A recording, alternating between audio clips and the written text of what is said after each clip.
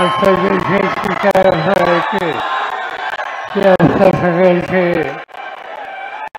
विषय शशिकांत शिंदे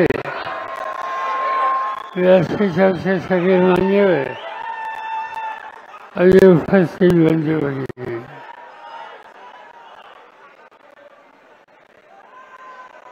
महाराष्ट्राच्या विधानसभेच्या निवडणुकीच्या निमित्त या मतदारसंघामध्ये राष्ट्रवादी काँग्रेस पक्ष उद्धव ठाकरेंच्या नेतृत्वाखालची शिवसेना या सगळ्यांनी महाराष्ट्राची निवडणूक लढवायचा निकाल आम्ही लोकांनी घेतला आणि त्याच्या मागचं कारण आहे गेली 10 वर्ष महाराष्ट्राची सत्ता म्हणजे कोरोनाच्या काळात होता. त्या कोरोनाच्या काळाची 2 वर्ष सोडली तर 8 वर्ष सत्ता ही भाजप आणि त्याच्या मित्रांच्या हातात होती. एकनाथ शिंदे मुख्यमंत्री होते आहेत, देवेंद्र फडणवीस मुख्यमंत्री होते. अपेक्षा ही होती की हे राज्य एका वेगळ्या पद्धतीने चालवलं आणि एक नवीन इतिहास निर्माण केला असा महाराष्ट्राचा जुन्या काळाचा इतिहास होता. तुमच्या आधीच्या पिढीने ज्यांना शक्ती दिली, ज्यांचं नेतृत्व मान्य केलं, त्या काळासाठी संत चव्हाण यांच्या विचाराला तुम्ही लोकांनी आयुष्यभर शक्ती दिली, साथ दिली.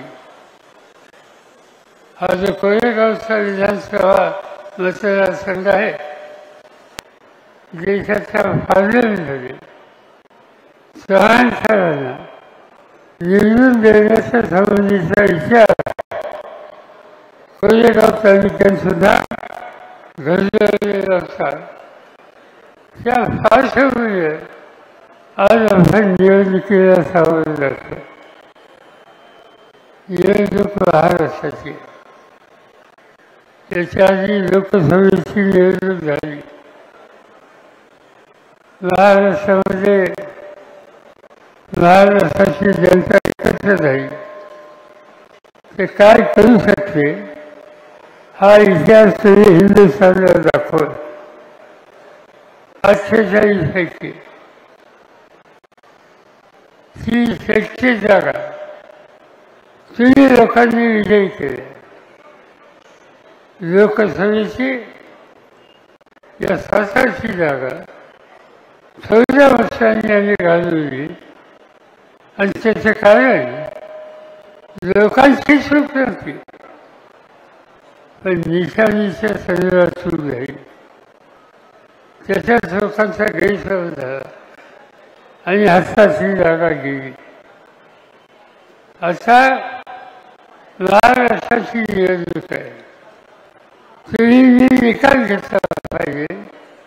काय वाटेल ते करू, प्रयत्नांची पराकाष्ठा करू, पण महाराष्ट्र हा राष्ट्रवादी काँग्रेस पक्ष, उद्धव ठाकरेंची शिवसेना आणि अन्य सरकारी यांच्या हातामध्ये महाराष्ट्राची सत्ता कशी याची खबरदारी आणि काळजी ही तुम्हाला घ्यायची आहे.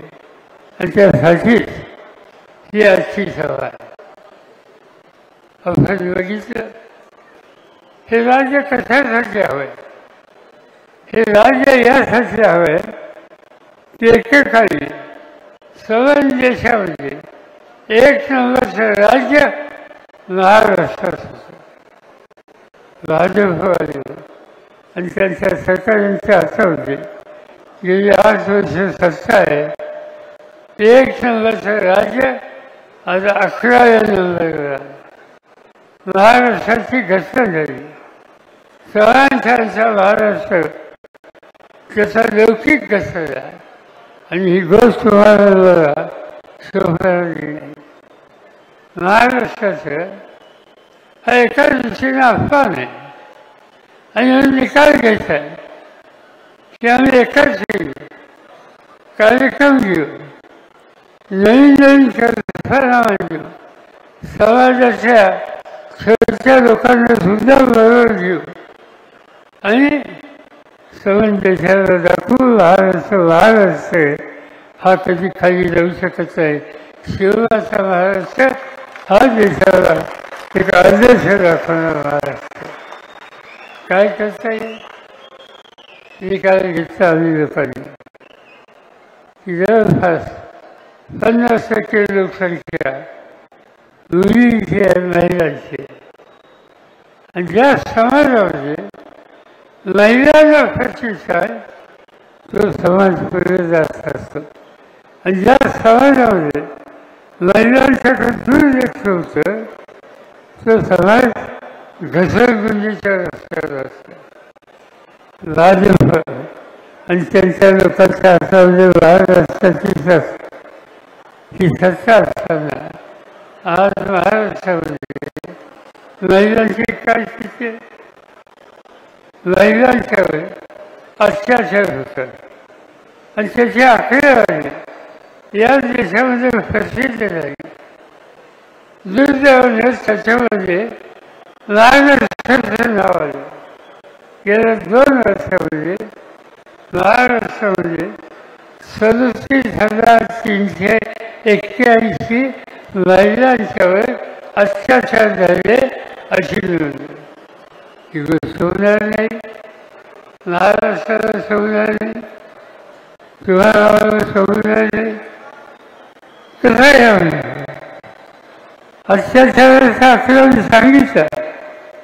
दुसरी एक माहिती आली केंद्र सरकारच्याकडे समाजाच्या मुली महिला यांचं बेभत्ता होण्याचं प्रमाण हे वाढतंय आणि महाराष्ट्रामध्ये अलीकडच्या काळामध्ये 64,000 महिला आणि मुली या बेभत्त आहेत. त्याचा हिशोब लागत नाही, त्याची माहिती मिळत नाही. ही अवस्था महाराष्ट्रामध्ये.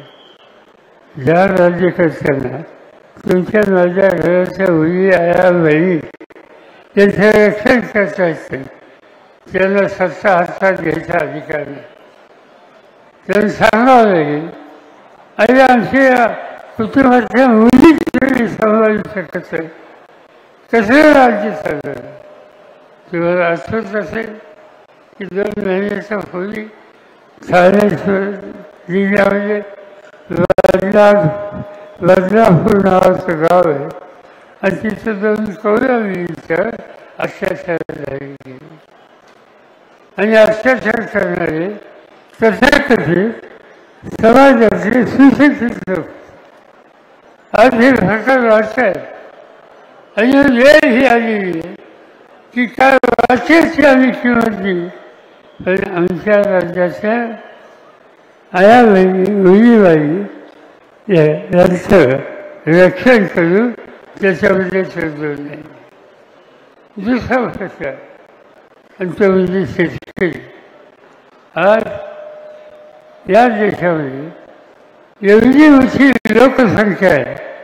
त्या लोकसंख्या तिचा भुक्याचा प्रश्न, पोटाचा प्रश्न, काळ्या आईची इमान राखणारा हा शेतकरी कष्ट करून सोडवतो. कष्ट करतो, घाम घालतो, उत्पादन वाढवतो, देशाची भूक वाढली जाते. एका बाजूने हे खरं आहे, पण दुसऱ्या बाजूने या राज्यामध्ये शेतकऱ्यांनी आत्महत्या केल्या त्याची आकडेवारी अतिशय चिंताजनक आहे. अनेकांना आत्महत्येच्या रस्त्यावर जावं लागतं. का जावं लागतं? मध्यंतरी यवतमाळ जिल्ह्यामध्ये शेतकऱ्यांनी आत्महत्या केली. माझ्याकडे शेती खात्याचं काम होतं, मला झोप आली नाही. दुसऱ्या दिवशी मी कलेक्टरला कळवलं. आत्महत्या ज्यांनी केली त्यांच्या कुटुंबांची यवतमाळला जाऊन मला भेट घ्यायची, मला समजून घ्यायचं का आत्महत्या केली. मी गेलो दुसऱ्या दिवशी यवतमाळला गेलो, त्या कुटुंबात गेलो. त्यांच्या पुरुषांनी आत्महत्या केली होती. बायको मागं होती, मुलगी मागं होती. मी गेलो त्यांच्या घरी. माऊलीला विचारलं, तुझ्या मालकाने आत्महत्या का केली. तिला रडू आवडत नव्हतं, जाय रडत होतं. मी समजूत काढली आणि तिने सांगितलं की या देशाच्या तुझ्यासारख्या अनेक भगिनी आहेत, त्यांच्यात हे संकट येऊ नये म्हणून आत्महत्येचा रस्ता त्यांनी का स्वीकारला हे आम्हाला समजून घेतलं पाहिजे आणि उपाययोजना केलं पाहिजे. आणि खरं काय ते मला सांग. तिने सांगितलं, माझा मालक कापसाचं पीक घेतो, सोयाबीनचं पीक घेतो. गेल्या वर्षी ते पीक घेण्याच्यासाठी बियाणं खतं औषधं बाजारात घेतली, त्यासाठी बँकेचं कर्ज काढलं. पीक सोन्यासारखं आलं आणि अतिवृष्टी झाली आणि सोन्यासारखं पीक उद्ध्वस्त झाले. पीक समजलं, पण त्या पिकासाठी काढलेले कर्ज हे मात्र डोक्यात बसत आहे.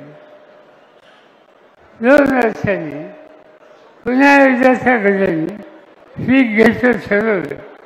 पैसे नव्हते, बँक पैसे द्यायला तयार नव्हते, तर पाठीमागची थकबाकी होती. शेवटी तो जमीनदार, तो शेतकरी सावकाराच्या दारात गेला आणि सावकाराकडनं अधिक व्याजाने रक्कम घेतली, पीक घेतलं. दुर्दैवाने त्यावर्षी लाल्या नावाचा रोग कापसावर येतो, तो रोग आला आणि दुसऱ्या वर्षाचं पीक हे सुद्धा गेलं. पीक गेलं, पण सावकाराकडे गेलेली रक्कम ही मात्र डोसक्यात तशीच झाली आणि ती फेडता आली नाही. एक दिवशी सावकार 2-4 लोक घेऊन घरी आला आणि आत्ता मला पैसे पाहिजे हे सांगितलं. तो मालक, तो शेतकरी गळाला करत होता, माझ्याकडे असता नाही, मला सवय नाही. पण सावकाराने काय ऐकलं नाही. घरातली भांडी कुणी बाहेर काढली, त्या शेतकऱ्याचा अभिवृद्धीचा पंचनामा झाला, त्याला ते सहन झालं नाही.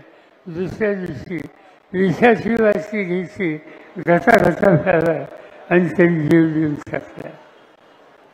अशी शेकडो शेतकरी आज या देशामध्ये जीव देत आहेत आणि त्याचं कारण त्याच्या मालाची किंमत मिळत नाही, त्याच्या घामाचे पैसे मिळत नाही आणि संकट आल्याच्या नंतर भाजपचं सरकार मदतीला येत नाही आणि त्यामुळे त्याला आत्महत्या करावी लागली. जो सवन देशाचं अन्नधान्य याची गरज भागवतो त्याला आत्महत्याच्या रस्त्याला जावं लागतं आणि त्याला रस्ता बदलायचा असेल तर आज जे सरकार भाजप असेल शेतकऱ्यांच्या हिताची जपणूक करत नाही, त्यांना 70 वर्षाचा अधिकार नाही. हा निकाल त्यांनी घेतला पाहिजे आणि त्यासाठी काही पावलं टाकायला लागली. 3रा वर्ग आहे तरुणांचा. आज शाळा कॉलेजेस काढली, इथं कोरेगावला कॉलेज आहे, त्या कॉलेजचा 20 अध्यक्ष आहे. अशा अनेक संस्था आहेत, ठिकठिकाणी मुलं शिकतात. मला अभिमान आहे, आनंद आहे. पण एका बाजूनं आनंद आहे आणि दुसऱ्या बाजूनं हा मुलगा पदवीधर काम करण्यासाठी पुढे निघाला, नोकरी मिळत नाही, लोकांनी अवघड झाले, महिन्याने अर्ज करतात. हे साठी करताय, पण काम करण्याचा अधिकार त्याला मिळत नाही. आणि त्याचा परिणाम हे फजिलच आज निराश व्हायला निराश झालेला माणूस कधीतरी दुसरी लोकांची भूमिका सुद्धा हा घेऊ शकतो. आणि ती अवस्था महाराष्ट्राच्या तरुणांच्या आली. आणि त्याचं एकच कारण आहे, ज्यांच्या हातात सत्ता आहे ते या सर्वांच्या हिताची जपणूक करण्याच्यासाठी, त्यांना रोजी देण्यासाठी कुठल्या प्रकारचे निकाल घेता येईल, त्यामुळे आज ही तरुणांची अवस्था झाली. आणि हे सगळे बदलायचे. हे बदलायचं कसं? हे बदलायचं असेल तर पहिल्यांदा सरकार बदललं पाहिजे. सरकार जे तुमच्या भ्रष्टाकडे दुर्लक्ष करतं त्यांना सत्तेवरून बाहेर काढलं पाहिजे. आणि त्या ठिकाणी लोकांचे प्रश्न सोडू शकेल अशी दृष्टी असलेल्या कर्तृत्ववान लोकांचे एक संच या राज्याचा कारभार चालवण्यासाठी आणलं पाहिजे. आणि ते करायचं असेल तर उद्याच्या 20 तारखेला मतदान केंद्रावर जाल, त्यावेळेला तुतारी वाजवणारा माणूस त्याच्यासमोरचं वचन द्यावे हा निकाल तेवढा घ्यावा. आणि हेच काम करायचे. शशिकांत शिंदे गेले अनेक वर्ष तुमच्यासाठी काम करतात, कामगारांच्यासाठी काम करतात, माथाडी कामगारांच्या जीवनावरील बदल येण्याच्यासाठी कसं करतात. दुर्दैवाने एकदम निवडणुकीमध्ये त्यांना यश आलेले. ज्या वर्गाशी त्यांना संघर्ष करावा लागतो, एका बाजूला प्रचंड पैसा, प्रचंड गुंडगिरी, प्रचंड दादागिरी, आणि या सगळ्यांसाठी तुमच्या हिताची जपणूक करण्याच्यासाठी शशिकांत लढण्याच्यासाठी तयार आहे. किंवा लोकांची ताकद ही त्यांच्या मागे उभी राहिली. तर मी खात्री देऊ इच्छितो की शशिकांत मोठ्या मतांनी निवडून तर येतीलच, पण राज्यामध्ये राज्य चालवण्याच्यासाठी आम्ही मागच्या वेळेला त्यांच्या जबाबदारी दिली होती, ती जबाबदारी त्यांनी अशी उत्तम पाहिजे. राज्याचा कामगार मंत्री असो, या जिल्ह्याचा पालक मंत्री असो, या सगळ्या जबाबदारी त्यांच्या ज्यावेळी दिली त्यावेळेला सातारा जिल्ह्याचं नाव देखील देशात होईल या पद्धतीने त्यांनी काम केलं. आणि तेच काम इथून पुढे करण्याच्यासाठी तुमच्या सगळ्यांची सगळी शक्ती त्यांच्या पाठीशी उभी करा हीच विनंती या ठिकाणी करतो. आणि तातडीनं मला निघण्याची अवस्था आहे, त्यावर अधिक न वेळ घेता मी आपल्या सगळ्याची रजा घेतो. जय हिंद, जय भारत.